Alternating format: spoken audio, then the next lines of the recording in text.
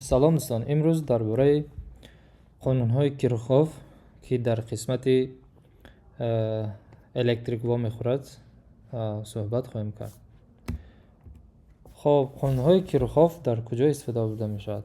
مثلا یعنی قانون‌های کیرخوف این درباره وقتی که ما در حالت یعنی زنجیرهای الکتریکی داریم و زنجیرهای الکتریکی ما بسیار زنجیرهای مرکب هستند و در این گونه حالت‌ها ما تنها قانون عام را استفاده برده نمیتونیم برای معین کردن فرض کردیم قوه جریان. مثلا در این حالت چگونه که میبینید ما میتوانیم چیکار کنیم؟ برای یافتن قوه جریان قانون عام را برای زنجیر سربست ما استفاده برده قانون جریان رو در این زنجیر یابیم.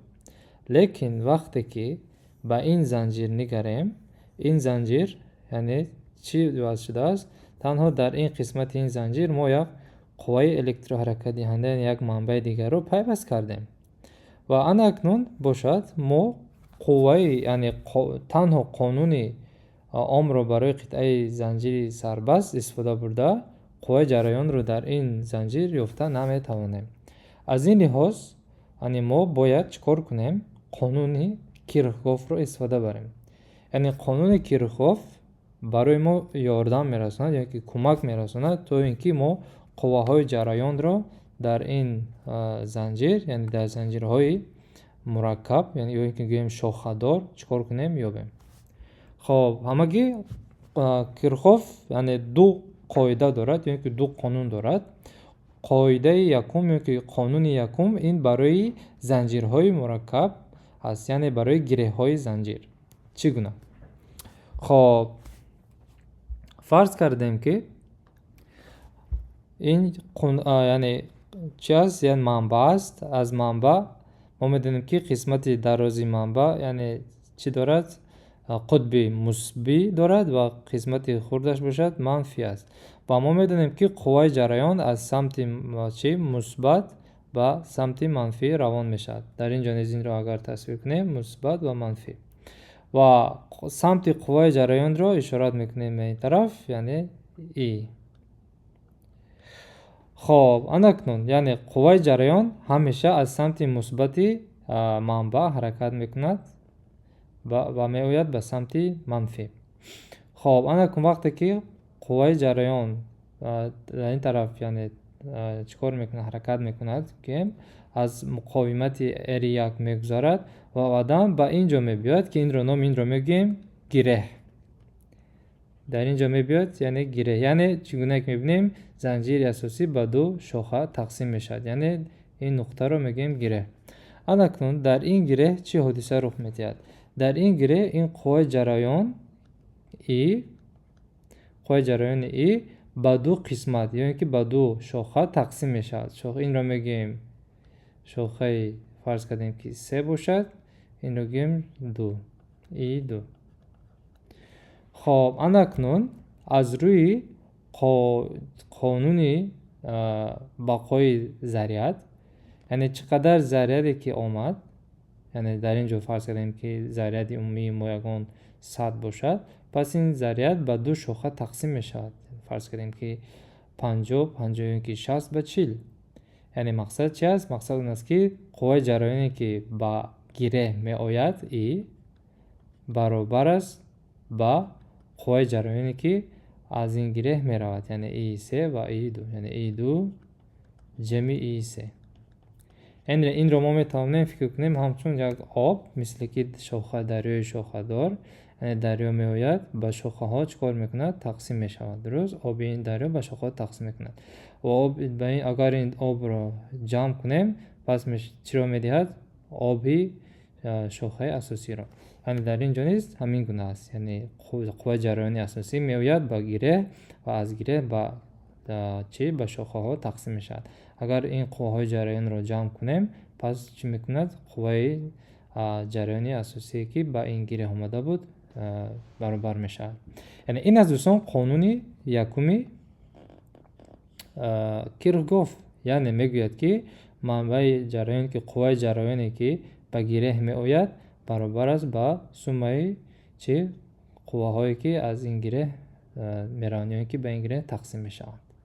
خب اگر فرض کردیم 3 تا شاخه باشد، پس در اینجا میشد E2 E3 و E4، یعنی سوم اینها برابر میشد با قوه جریانی که به این گیره آمده بود E.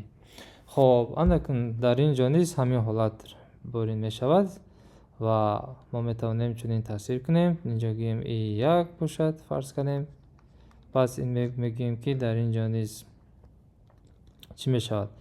خب در اینجا نیز منبع داریم، این منبع نیز قوه جریان حاصل میکند. بیاید این رو میگیم E2 و این هر دو اینها چیکار میکنند؟ می آیند به اینجا چی میشوند؟ جمع میشوند. پس در اینجا میگیریم E1 جمع E2 میشه، یعنی قوه جریان در اینجا E1 جمع E2 میشه. پس با در این نقطه باز به همون قسمت ها تقسیم میشه، یعنی به E2 و به E1. یعنی این از دوستان قانون یکم کیرکوف. بیایید یک مثال دیده بریم. خب چونین چی داریم؟ چونین زنجیر داریم و قوای قهی این منبع داده شده است 10 ولت. مقاومت داخلی این زنجیر رو به نظر نمیگیریم و R1 R2 داده شده است 50 و 10 اوم. پس ما باید یابیم قوای جریانی که از مقاومت 1 و مقاومت 2 میگذرد معاین کنیم. خب برای معاین کردن این بیاید اول چیکار کنیم؟ اول میتوانیم گوییم که قوه اساسی یعنی ای قوه جریان در اینجا گفتیم پلوس، در اینجا مینوس ای می آید و بس در این گیره به دو قسمت تقسیم میشد، E1 و E2. درست؟ E1 و E2.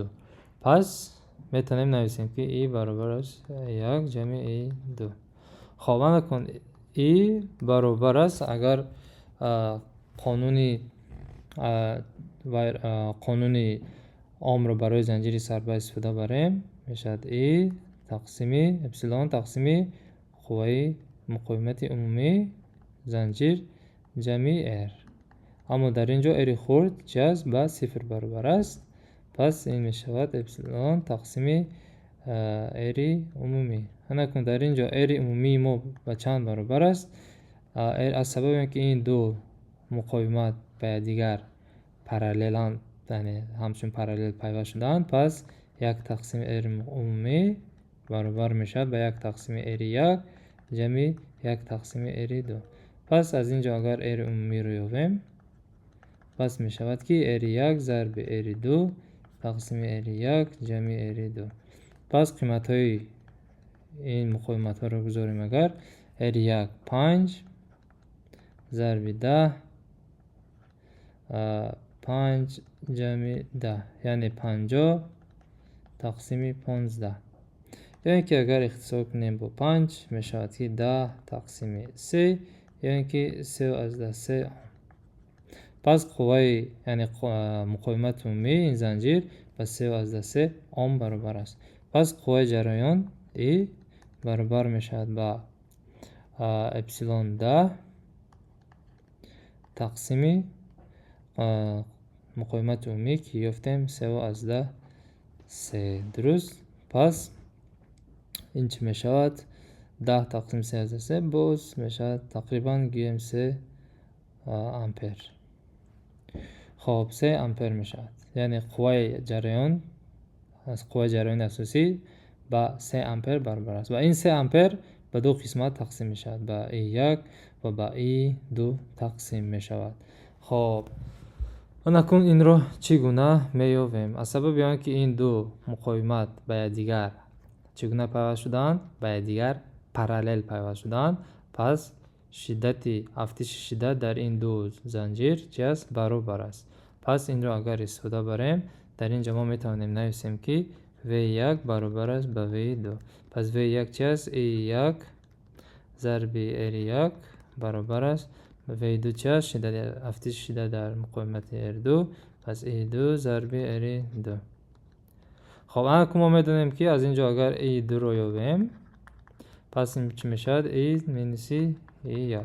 پس این رو در اینجا گذاشته حساب میکنیم. E1 R1 برابر بکنیم بر عوض E2 می نویسیم E مینوس E1 1 ضرب R2. اکنون قوس ها را کشیم اگر پس چی حاصل می شود؟ خب حاصل میکنیم در اینجا حاصل می شود که ای یک را اگر یابیم پس ما حاصل میکنیم همچون ای ضرب اری دو تقسیم اری یک جمع اری دو. خب در اینجا قیمت های عددی را گذاریم اگر پس ای یک حاصل می شود ای گفتیم 3 ضرب اری دوی ما 10 هست تقسیم اری یک جمع اری دو 10 جمع 5 یعنی می شود 15. 3 ضرب 10 3 ضرب 10 3 تقسیم 2 تقسیم 15 می شود 2 آمپر. پس از مقاومت R1 2 آمپر قوه جریان میگذاشته است. پس گفتیم اگر 3 آمپر بیاید 2 آمپرش به این طرف میرود پس باقی موندهش به طرف E2 یعنی E2 در اینجا رو بیم اگر 3 طرح 2 می شود 1 آمپر یعنی 1 آمپر از اینجا میگذرد. خب چنین است قانون یکمی کیرکوف. آن اکنون بیایید گذاریم با قانون دوم کیرکوف. قانون دوم کیرکوف دوستان این برای کنتوری سربست یا اینکه زنجیری سربست استفاده برده می شود. خب یعنی چی میگوید این قانون؟ این میگوید که سومه افتش شدت در مقاومت ها گفتیم که سومه افتش شدت در مقاومت ها برابر است با قهی یا اینکه قوه الکترو حرکت دهنده که در منبع موجود هست. خب یعنی سومه افتش شدت برابر است با سومه قوه های الکترو حرکت دهنده که در زنجیر موجود هستند. در اینجا یک نقطه دو نقطه گویم مهم است. باید با مثال این را فهمیم. این از قانون دوم کیرکوف یعنی اینجا استفاده میبریم از یعنی این از یکی از نتیجه های قوه چی بقای انرژی قانون بقای انرژی. خب برای استفاده بردن این قانون ما باید یکم حالت ما باید کنتور را انتخاب کنیم یعنی زنجیر کنتوری سربست یعنی کنتور گفته زنجیری سربست باید انتخاب کرد. خب بیاید اینجا را رقم گذاری کنیم هر یک کنجهای یعنی گیره ها را در اینجا رقم گذاری کنیم اگر گیره ها گویم این را 1 2 3 4 5 6 عادتا با حرف نیز اشارت میکنند A B C D گفته.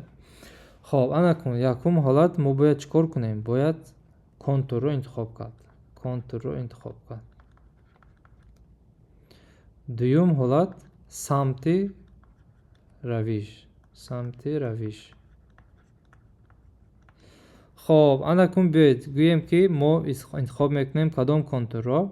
کنتور 1 2 3 4 5 6 و باز میآییم به یک یعنی همیشه سربست باید شد. یعنی سربست مقصد چی است؟ از نقطه 1 سر شویم اگر باز به نقطه A باید برگشت. یعنی که گفتیم از نقطه 3 سر کنیم اگر باز به نقطه 3 میتونیم چنین رویم بیاییم یعنی که میتونیم چنین حالت را گیریم. یعنی نقطه اول و آخر باید یک خیل باشد. خب انا برای یافتن قوه جریان در مقاومت R1 و R2 ما قانون اوم را استفاده برده نمیتونیم. باید دیگه چیز رو استفاده کنیم. در اینجا چی است؟ قانون دوم کیرکوف. خب انا یکم انتخاب میکنیم کنتوری بیاید 1 2 3 4 5 6 و 1 یعنی 1 2 3 4 5 6 و باز 1 یعنی نقطه اول و آخر باید چه باشد؟ یک خیلا باشد. و بعدا سمت حرکت یعنی ما از نقطه 1 چنین حرکت کردیم میگیم که این از سمت حرکتی ما. خب دوم گفتیم سمت حرکت انتخاب کردیم. اکنون بسیار نقطه مهم دوستان در اینجا است. اکنون وقتی که باید ما چکار کنیم؟ باید سمت قوه های جریان رو نشان دهیم. یعنی قوه جریان گفتیم از سمت مثبت به منفی است. درست؟ این رو میگیم فرض کنیم این قوه جریان رو گیم E1. خب و باز در اینجا ما دیگه منبع دیگری هست که این قوه جریان E2 حاصل میکنه دیگه. و فرض کنیم که این دو قوه ها در اینجا می آیند و هر دوشان جمع میشوند. پس میشه یگان ای فرض کنیم که 3. پس از روی قانون یکم کیرکوف ما میدونیم که E1 پس چی میشود؟ E3 یعنی هر دو این قوهای جریان چی میشوند؟ میبینن جمع میشوند. E1 جمع E2. خب نقطه یکم این است که وقتی که ما از همون نقطه حرکت میکنیم و از قطب منفی با قطب مثبت گذاریم اگر، پس در اینجا ما знак یا اینکه گیم علامت اپسیلون رو قوه الکتروحرکت دهنده این منبع رو همچون مثبت میگیریم. وقتی که از نقطه 2 به 1 اگر حرکت کنیم، پس ما از نقطه از قطب مثبت به منفی میرویم، پس در اینجا مینوس اپسیلون 1 میگیریم. خب از سببی هم که گفتیم از 1 به 2 چنین میرویم، پس ما از نقطه منفی به مثبت رفته ایستادیم، پس میگیریم اپسیلون رو همچون چه طرف راست برابری میشود پلوس اپسیلون 1. یعنی میشود که خب پلوس اپسیلون 1 یعنی که گیریم اپسیلون 1 این طرفی برابری. باز خیلی می آیم چی است در اینجا میبینیم دیگر منبع است، لیکن ما چکار کرده ایستادیم از قطب مثبت به قطب منفی رفته ایستادیم، پس مینوس اپسیلون 2 میگیریم. باز برمیگردیم به نقطه 1، پس دیگر یگان چیز نیست برابری. انا کن باز میرویم یک بار دیگر تا اینکه بینیم کدام یعنی شدت در کدام مقاومت ها افزوده شده است، یعنی افزایش شدت رو در مقاومت ها در این سمت بیابیم، یعنی 1 به 2 به 3 به 4 و 5 در اینجا میبینیم مقاومت داریم. خب سمت حرکت ما چگونه است؟ از 1 به 2 3 4 بعد 5، یعنی سمت قوه جریان در اینجا چه است؟ لیکن از 5 به 4، یعنی ما با پایان حرکت کرده استیم، لیکن قوه جریان با بالا حرکت کرده است، یعنی سمت روش ما به سمت قوه جریان چه است؟ مقابل است. پس حاصل ضرب قوه جریان E2 ضرب مقاومت می شود منفی مینوس E2 ضرب R2. خب انا کن بینه دوستان، حالا که ما می توانیم E2 رو یابیم. چرا؟ چون که E1 اپسیلون 1 اپسیلون 2 و R2 رو ما می دانیم. در اینجا E2 رو یابیم اگر چه حاصل می شود؟ E2 رو یابیم اگر اپسیلون 1 مینوس اپسیلون 2 تقسیم مینوس R2، یا اینکه مینوس اپسیلون 1 مینوس اپسیلون 2 تقسیم R2. پس اگر قیمت بزرگی ها رو بذاریم در اینجا چه حاصل می شود؟ E2 رو حاصل میکنیم. اپسیلون 1 ما چند است؟ اپسیلون 1 ما خب 10 ولت، یعنی 10 مینوس اپسیلون 2 در اینجا دارید است 5 تقسیم R2. R2 ما چند است؟ R2 ما 20 ohm است، 20 ohm. پس 10 مینوس 5 5 تقسیم 20 این چند است؟ 1 تقسیم 4 یعنی مینوس 0.25 امپر. در اینجا باید یک چیز رو بخواهد گرفت. در اینجا ما چی داریم؟ علامت منفی داریم. علامت منفی بعد از آن که حساب میکنیم چی معنی دارد؟ معنی آن رو دارد که پس قوه جریان در اصل به سمت بالا نیو به سمت پایین روانه بوده است. این همان معنی چنین معنی دارد. خب انا که ما باید E2 رو یابیم، برای یافتن E2 چکار میکنیم؟ یا E3 برای یافتن E3 و بعدا برای یافتن E1.